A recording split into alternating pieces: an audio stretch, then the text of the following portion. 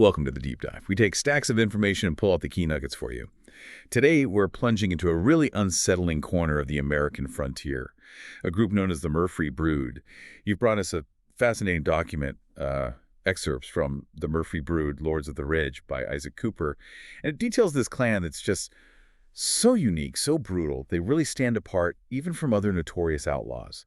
Our mission today is to try and understand who these Murfrees actually are, what drives them, and why they're described really as more of a plague than just a gang.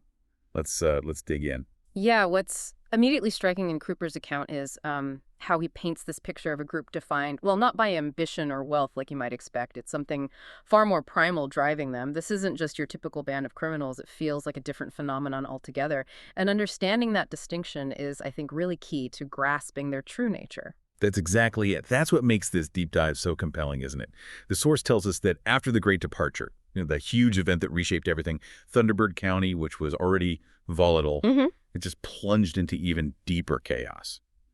But way out in the eastern ridges, those dense pine thickets beyond the Roanoke Valley, something else, something really sinister started to emerge. The Murfree Brood. They weren't just another gang, were they? Oh, not at all. If you put this into the broader context, Cooper states very clearly they were, quote, driven out of civilized lands. And maybe more importantly, too savage, even for most outlaws. Yeah. Which really makes you stop and think, what kind of group is so extreme that even other outlaws reject them? It points to a total break, not just from society, but even from the criminal underworld's norms, such as they are. Yeah, the description Cooper gives is, it's genuinely jarring. Locals whispering they're a plague, a clan of horribly inbred mountain folk who seem barely human, misshapen from generations of incest and isolation. I mean, is this just scary local folklore, or does the source back this up with more concrete details? Does it reinforce these really extreme characterizations? Cooper definitely pushes beyond just the whispers. He describes them vividly. Things like stalking the woods half-naked, covered in grime and blood. And their language, he calls it a guttural blend of grunts, curses, and half-formed words.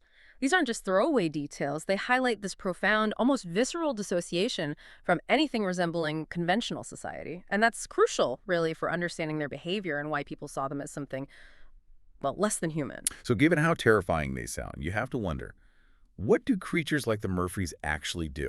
Because our source makes it brutally clear their actions are wildly different from typical outlaws. Forget elaborate schemes for money or power. The Murfrees, it seems, operate purely on pure feral instinct. And that is a fundamental shift in the kind of threat they pose. Cooper really emphasizes they take actual pleasure in terrorizing travelers and ambushing camps, hacking victims to pieces, leaving nothing but tattered remains. It says they are content with terror, trophies, and the simple thrill of the kill. So, the violence isn't a means to an end, like getting rich. For them, it is the end. That makes them incredibly unpredictable, doesn't it? Unburdened by normal motives, uniquely difficult to deal with. Right, and even their looting habits are completely different. You'd expect outlaws to hoard valuables, right? But the source says looting a dead Murfree gets you almost nothing. Little more than stolen tonics, homemade cigarettes, or dried herbs. They apparently see little value in money or finery. They only carry cash during specific planned ambushes, and it's probably just... So it's from victims. Yeah, stripped from unfortunate souls, exactly. And that detail, their lack of interest in conventional wealth, it's fascinating. It really supports this idea that their motives aren't material gain. It's about primal urges. Their self-sufficiency, too, they live off the land, it says. And look at their typical targets, small, soft targets, homesteaders, prospectors, drifters. They only occasionally hit heavily armed caravans, and even then, only if there's a promise of easy plunder. Yeah. It just reinforces this opportunistic, predatory nature, driven by instinct, absolutely not by greed. Their whole existence sounds almost animalistic, rarely setting up structured camps, just roaming like a pack of feral dogs, scavenging, hunting. It really hammers home how separate they are from any kind of civilized life. They've truly laid claim to Roanoke Ridge, haven't they? They have. And that profound detachment, that complete claim to the wilderness, it seems to deeply fuel their animosity towards outsiders. If you look at the bigger picture, their deep-seated hatred for city folk is really significant. They blame these outsiders, the industrialists and Easterners, Cooper calls them, with their machines and iron smoke, for invading what they see as their sacred woods. And this explains why people who wander too close to the ridge, well, they often just vanish. without a trace. It's such a chilling image the source paints. Roanoke Ridge belongs to the Murfrees.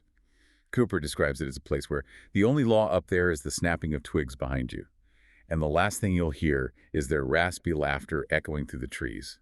Wow. That really lands the sense of menace. Absolutely. And it implies this horrifying vacuum of power, doesn't it? Imagine stepping into a territory where there's just no external authority whatsoever, where every sound, a rustle in the leaves, the wind, it doesn't just signify danger, it signifies this unseen dominant predator. It's a land totally under their savage control. So, for you listening, what does all this mean for the situation now, or at least as described in the source? It notes that as gold fever spreads through Thunderbird County, the Murfree brood have actually grown bolder. Yeah, this brings up a critical point about their adaptability, even within their sort of feral framework. What happens when their isolated world starts colliding with encroaching civilization? Cooper suggests they sense this return of settlers and prospectors not as a threat, but as a fresh buffet of prey, a new opportunity for them. They aren't retreating, they're adapting their hunting grounds. Which means basically any miner foolish enough to stake a claim near Roanoke Ridge is as good as dead. If not from rival gangs, then definitely. Surely beneath the crude hatchets and jagged knives of the brood. That's the stark reality Cooper lays out. It shows the direct, horrifying consequence of this clash. The Murfrees, far from being pushed back, are actually leveraging these new opportunities like the gold rush to further their reign of terror. Their primal instincts are just finding new outlets in this changing frontier landscape. Wow, what an intense deep dive into the Murfree brood. We've really seen how they stand apart from typical outlaws, driven by this pure, feral instinct, not wealth, and how their extreme isolation has shaped them into something genuinely terrifying.